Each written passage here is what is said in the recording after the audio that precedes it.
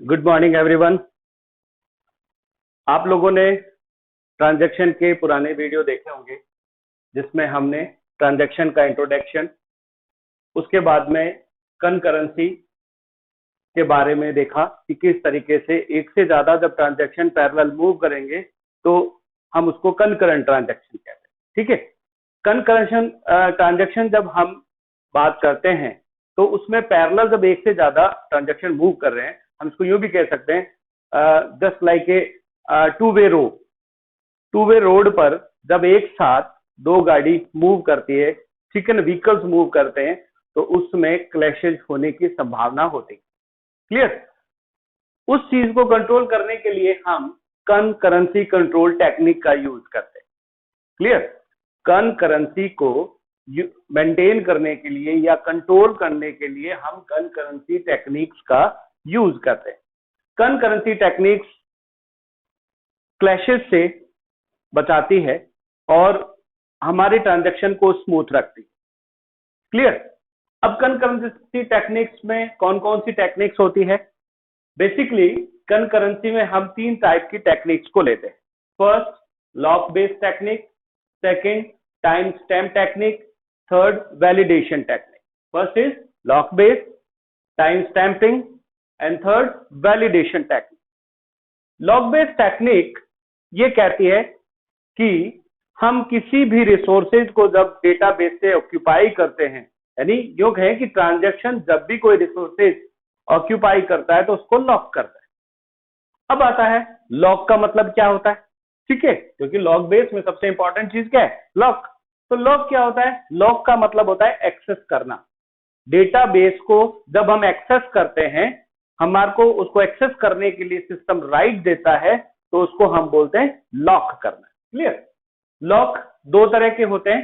First, binary lock और second, shared या exclusive lock.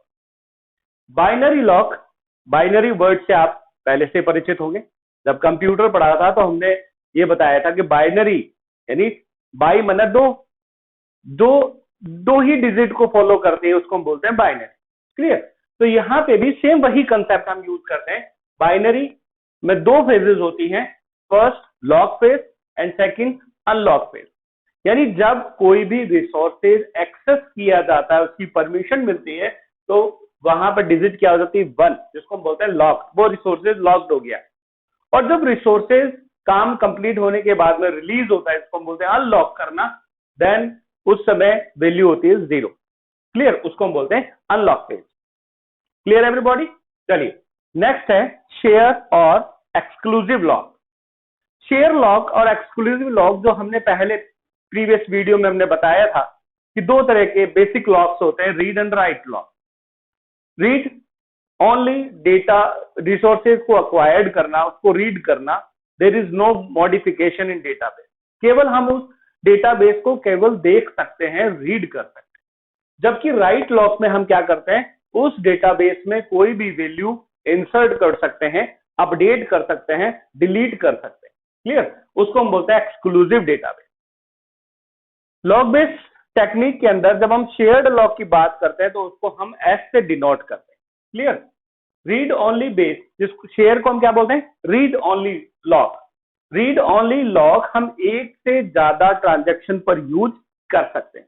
ये लॉक ऐसा है कि जिसको हम पैरेलल एक से ज्यादा ट्रांजैक्शन अगर रीड मोड के अंदर किसी भी डेटाबेस को एक्सेस करना चाहता है तो सिस्टम उसको परमिशन दे सकता है, क्योंकि यहां पर किसी भी डेटाबेस को मॉडिफाई नहीं किया जा रहा है। It's A only read and read only. Clear? Now second is exclusive lock, जिसको हम एक्स से डिनोट करते हैं।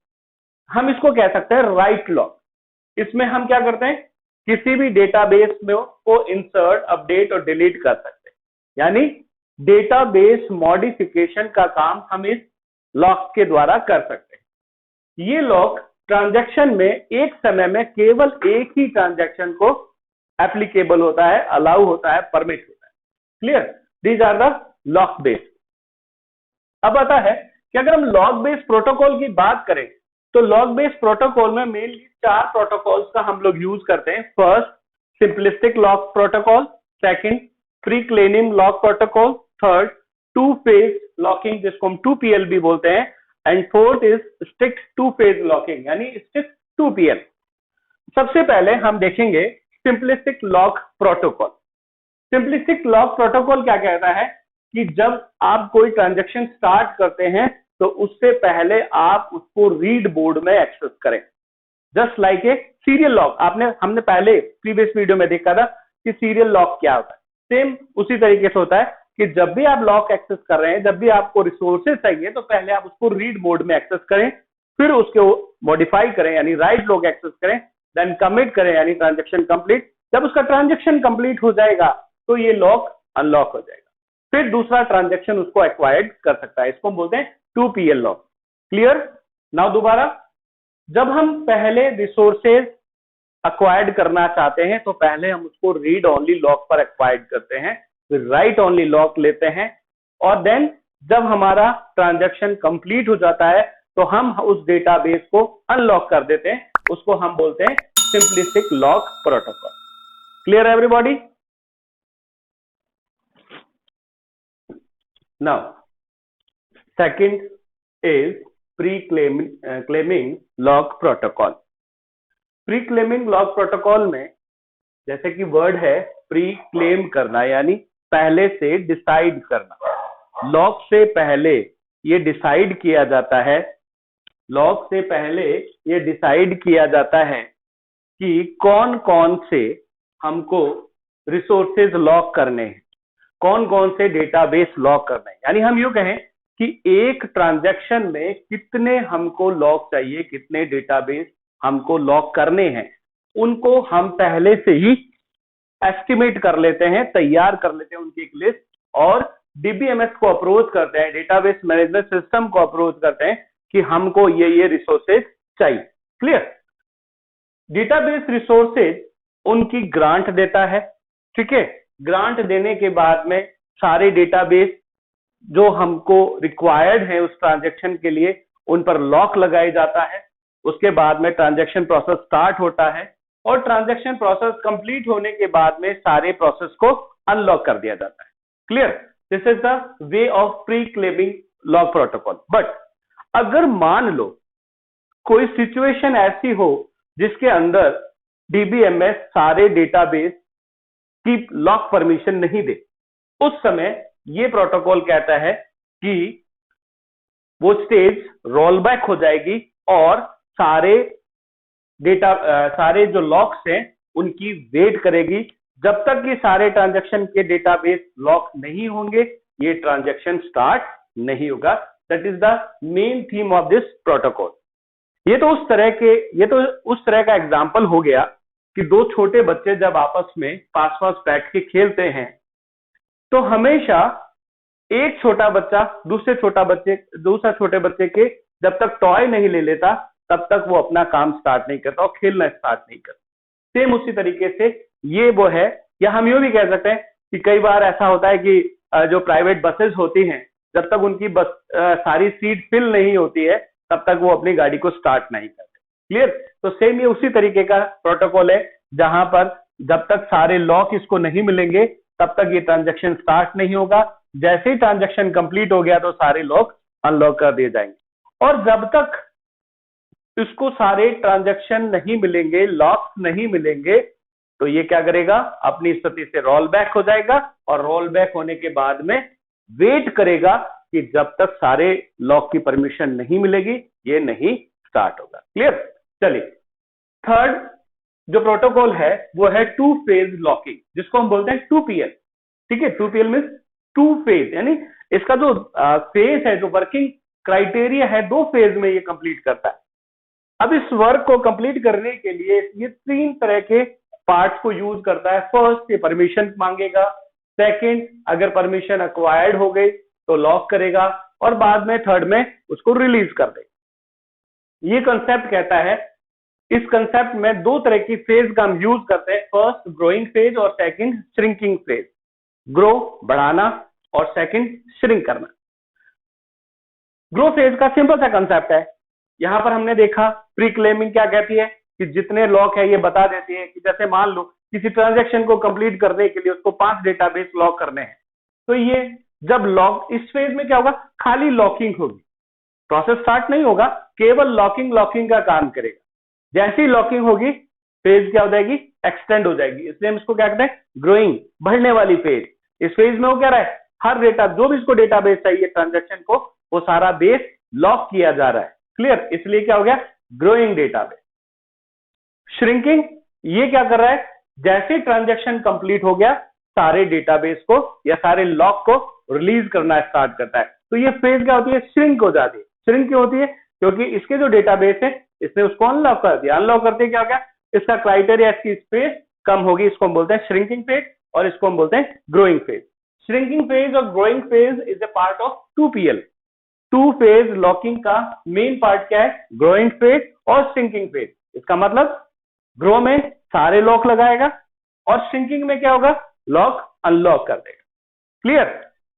Now second is pre locking, pre claiming.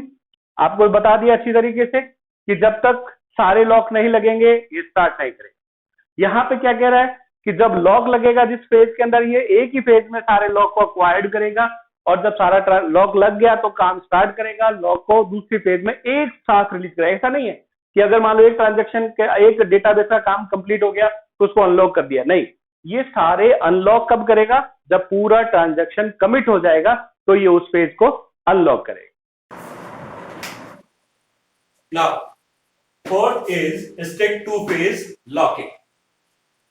अभी हमने पिछली वाली में देखा 2PL में कि 2PL में दो फेजेस होती है, first is growing and second is shrinking. Growing के अंदर हमने क्या करा, जितने भी हमारे ट्रांजेक्शन के लिए लॉक अक्वायर्ड है हमने सारे लॉक एक्सेस कर लिए, और जैसे जैसे हमारा काम कंप्लीट होता जाएगा हम उन लॉक को रिलीज कर देता है। जैसे जैसे रिलीज करेंगे तो हमारा जो लॉक का फेज था, जो ग्रोइंग फेज था, वो क्या हो जाएगा, श्रिंक होता जाएगा। क्लियर। लॉक अक्वायर्ड करेंगे तो ग्रो हो जाएगा, और जैसे जैसे हमारा ट्रांजैक्शन कंप्लीट हुआ तो हमने उस लॉक को रिलीज कर दिया तो क्या हो गया, श्रिंकिंग हो गया। That is the two methods which are used in 2PL। Clear. 2PL में क्या हो रहा है कि हमारा ट्रांजैक्शन कंप्लीट होने के बाद में हम उसको लॉक रिलीज कर रहे हैं, हम कमिट का वेट नहीं कर रहे। क्लियर। फर्स्ट थिंग इज हम कमिट का वेट नहीं कर रहे, जैसे ही हमारा ट्रांजैक्शन कंप्लीट हुआ हमने लॉक रिलीज कर दिया। इसीलिए जो सेकंड फेज है श्रिंकिंग फेज, उसमें क्या हो रहा है कि हमारा फेज छोटा होता जा रहा है, फेज श्रिंक होती जा रही है। क्लियर। उसी चीज से कोरिलेटेड हमारी फोर्थ प्रोटोकॉल है लॉकिंग की, स्ट्रिक्ट 2PL लॉकिंग। बस वेरिएशन सिर्फ इतना ही है 2PL और PL, स्ट्रिक्ट 2PL में, कि जब हम 2PL के अंदर जैसे ही हमारा ट्रांजैक्शन कंप्लीट हो रहा था तो हम वहां पे उसको रिलीज करते जा रहे थे, हम उस ट्रांजैक्शन के कमिट की वेट नहीं कर रहे। Clear, understand. हम जैसे ही हमारा ट्रांजैक्शन कंप्लीट हुआ हमने उस डेटाबेस से, रिसोर्सेज से अपना लॉक अनलॉक कर दिया, लेकिन ट्रांजैक्शन कमिट नहीं हुआ। This is the important thing कि आप वहां पे अपना ट्रांजैक्शन, यानी आपको ट्रांजैक्शन तो चल रहा है लेकिन उस रिसोर्सेज की आपको जरूरत नहीं है, इसलिए आपने उसको वहां पे क्या कर दिया, अनलॉक कर दिया, लेकिन वो ट्रांजैक्शन कमिट नहीं हुआ, वो ट्रांजैक्शन कंप्लीट नहीं हुआ। किसमें, 2PL के अंदर। जबकि स्ट्रिक्ट PL क्या कहती है, स्ट्रिक्ट 2PL कहती है कि नहीं साहब, जब तक हमारा पूरा ट्रांजैक्शन कंप्लीट नहीं होगा, कमिट नहीं होगा, हम सारे लॉक को अनलॉक नहीं करेंगे। That is the main motive of strict 2PL। सख्त है कि जब तक ट्रांजैक्शन कमिट हो सकता है हमको दोबारा जरूरत पड़ जाए। क्लियर। हो सकता है उस रिसोर्सेज की दोबारा जरूरत पड़ जाए तो हम उसको रिलीज कर देंगे तो दोबारा हमको उस टाइम एक्सेस नहीं होगा, क्योंकि हो सकता है वो लॉक किसी दूसरे डेटाबेस को परमिट हो जाए। तो स्ट्रिक्ट 2PL कहता है कि जब तक ट्रांजैक्शन कमिट नहीं होगा तब तक आप उस रिसोर्सेज को, उसको जो आपने डेटाबेस लिया है, डेटा आइटम लिया है, उसको आपको अनलॉक नहीं कर सकते। इसलिए हम ये कह सकते हैं कि स्ट्रिक्ट 2PL के अंदर हमारी श्रिंकिंग फेज नहीं होती। Clear everybody. यहां पे लॉक एक साथ लगेगा और रिलीज एक साथ होगा, कब, कमिट होने के बाद। क्लियर। ये जो 2PL है वो 3 पार्ट में डिवाइड है। First centralised 2PL, second primary copy 2PL, third distributed 2PL। Centralised 2PL का मतलब है कि सारा लॉक मैनेजमेंट केवल एक ही जगह से कंट्रोल किया जा रहा है, यानी एक ही लॉक मैनेजर है, वर्क डिफरेंट लोग कर रहे हैं, डिफरेंट ट्रांजैक्शन हो रहे हैं, ठीक है ना, लेकिन उन ट्रांजैक्शन को जो कंट्रोल किया जा रहा है वो केवल एक ही जगह से किया जा रहा है, इसलिए हम उसको बोलते हैं centralised 2PL and one person is responsible for the lock management. यानी जो भी रिक्वेस्ट जाएगी वो केवल एक ही आदमी के पास जाएगी, वो देखेगा कि ये जो रिक्वेस्ट आई है क्या वो डेटाबेस किसी दूसरे को परमिट तो नहीं है, ठीक है, अगर नहीं है तो उसको ग्रांट करेगा, यानी एक ही जना उस चीज को सारा कुछ सेंट्रलाइज करेगा, just like a Indian government.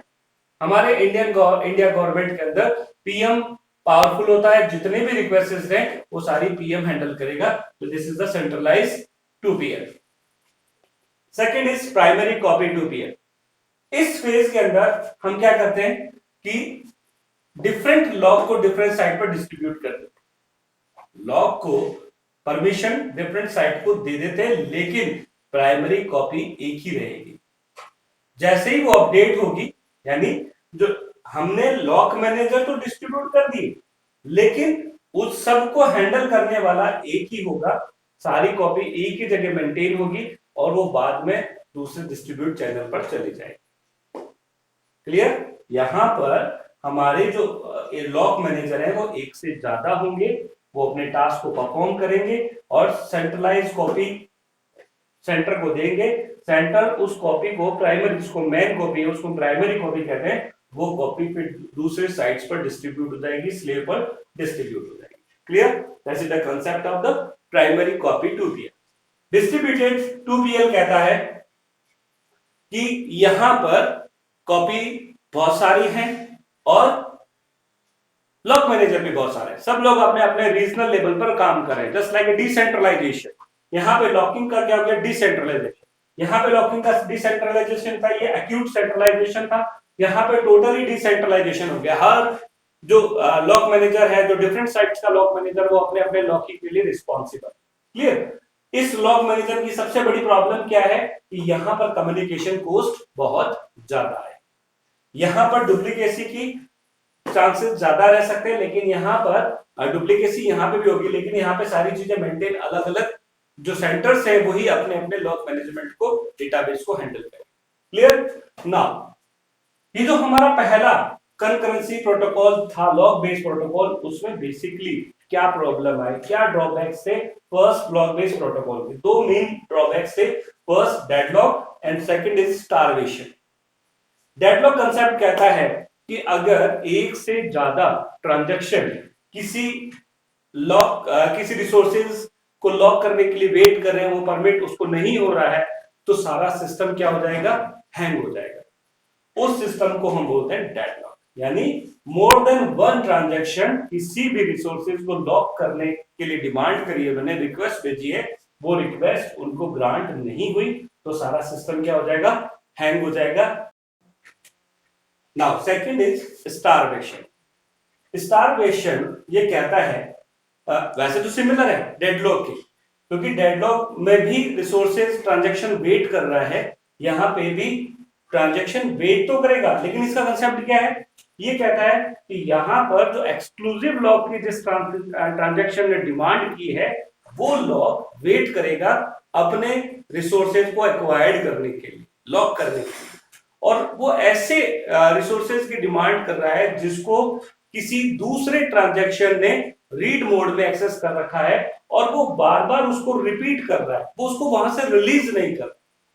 Clear? यानी जो एक्सक्लूसिव मोड है, जो ट्रांजैक्शन एक्सक्लूसिव मोड वाला डिमांड कर रहा है राइट करने के लिए ऐसे डेटाबेस रिसोर्स को जिसको किसी दूसरे ट्रांजैक्शन ने रीड मोड के अंदर एक्वायर्ड कर रखा है और वो उसको रिपीटली एक्सटेंड किए जा रहा है, उसको रिलीज नहीं कर रहा है, that condition is known as starvation.